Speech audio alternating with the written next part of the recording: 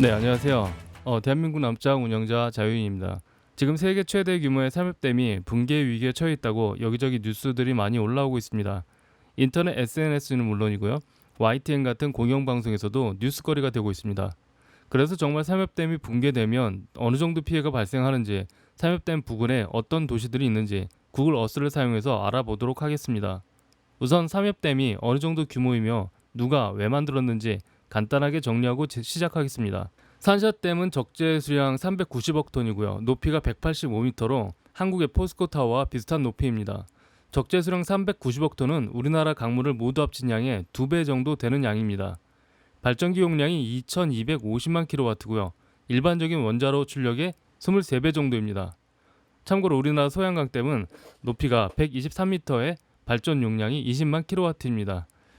삼엽댐을 처음 구성한 사람은 순원 선생이었습니다. 1866년생으로서 의사이며 정치가이십니다. 신의 혁명을 주도하셨으며 중국 국민당 창립자이기도 합니다. 삼엽댐 건설을 생각했던 지도자들은 중화민국 초기부터 있었습니다. 장제스라든가 공산화 이후의 지도자 마오쩌둥, 덩샤오핑도 생각은 있었지만 기술과 자본, 행정이 따라가지 못해서 건설을 할 수 없었던 국가 수건의 댐입니다. 2000년대 들어서 장쩌민과 주룽지 총리의 주도로 비로소 댐 건설이 추진되었습니다. 장쩌민과 주룽지 두 분이 모두 전기공학도 출신이어서 발전소에 매우 큰 관심을 보였습니다. 삼엽댐에는 만리장성 이래 최대 토목공사라는 설명이 항상 따라다니고 있습니다. 저수량이 많아 그 무게로 인해 지구자전에 영향을 준다, 지진의 원인이다 라는 썰이 있지만 과학적으로 증명된 사실은 아직 없습니다.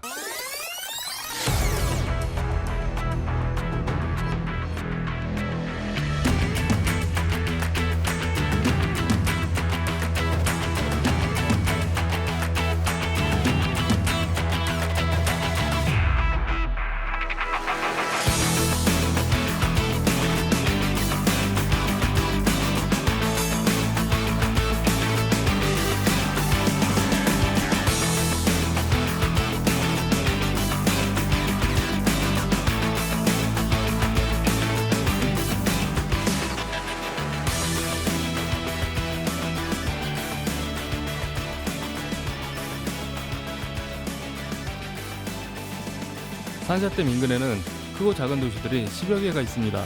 지도에서 보시는 바대로 이 도시들은 산샤댐에서 방류된 물이 흐르는 강줄기 부근에 위치한 도시들입니다. 이 도시들 중에 100만 명 이상의 도시만 알려드리자면 다음과 같습니다. 이창시 인구 400만, 징저우시 570만, 외양시 550만, 창사시 730만, 창더시 608만, 우한시 1100만. 즉 산샤댐 붕괴로 인하여 피해를 보게 될 인구는 최소 4천만이며 이 중 상하이와 난징은 포함도 안 했습니다. 산샤댐과 가장 가까운 인구 400만의 이창시의 피해는 최악이 될 것으로 예상하고 있습니다. 댐이 붕괴됐을 때 댐 하류의 구름을 따라서 물이 내려가게 되는데 시뮬레이션 결과 댐 붕괴 시 처음 속도가 시속 100km 정도이며 이창시에 도달할 무렵에는 최소 시속 70km 정도일 것으로 추정하고 있습니다. 이 정도면 이창시에게는 쓰나미급의 엄청난 재앙이 되겠습니다. 지도에서 보시는 바와 같이 390억 톤, 남한 강물의 2배나 되는 홍수가 도시 전체를 덮치게 될 것입니다. 그리고 그 하류로 쓸고 내려가겠죠.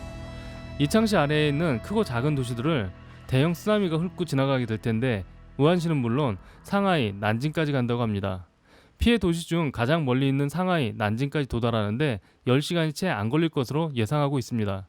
구글 어스로 봤을 때 지금은 상태가 괜찮아 보입니다. 아마도 위성사진을 보정한 것이 아닌가 싶은데 말이죠. 하지만 어쩌면 산사댐의 변형됐던 모습의 사진이 실제로도 위성사진의 왜곡 현상일 수도 있습니다. 왜냐하면 산샤댐 아래에 이창시 근처 거저우바라는 댐이 있는데요.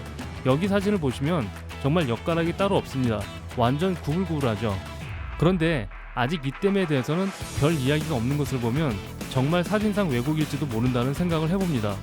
하지만 현재까지 알려진 팩트는 중국 수력 발전을 맡은 국영기업인 창장 산샤 집단은 공식적으로 자기네 홈페이지에 산샤댐 기초 부위에 약간의 위치 이동이 있었다고 시인을 했다는 것이죠. 그런데 원래 이런 움직임은 건설 전부터 예상된 것이라 탄성을 지니도록 설계가 되었다고 합니다.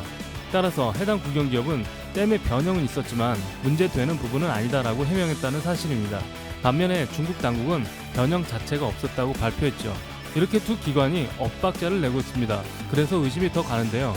삼엽댐은 처음 만들 때부터 안전에 관한 문제들이 계속 지적되어 왔다는 것이 사실이고, 그래서인지 2006년 댐 완공식이 있었는데 준공의 고위층이 한 명도 참석을 안 했다는 점도 수상한 부분이죠.